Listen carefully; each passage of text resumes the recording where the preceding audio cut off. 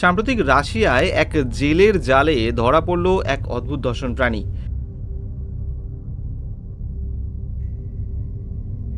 জানা যাচ্ছে ওই জেলে প্রতিদিনের মতোই গভীর মহাসমুদ্রে গিয়েছিল মাছ ধরতে, কিন্তু হঠাৎই জাল ফেলে এমন এক প্রাণী উঠল যা দেখে কোনো দিক থেকেই মাছ বলে মনে হয় না।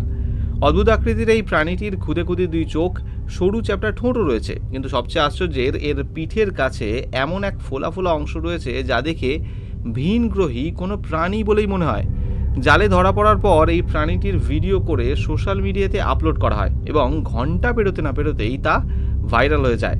অনেকে সোশ্যাল মিডিয়াতে এই প্রাণীটিকে এক বিশেষ প্রজাতির ল্যাম্প ফিশ বলেই দাবি করছেন। সাধারণত এই ল্যাম্প ফিশ বা ল্যাম্প সাকার নামক মাছ মহাসমুদ্রের অনেক গভীরে বাস করে। আকারে 1 ফুটেরও বেশি দৈর্ঘ্যের হতে পারে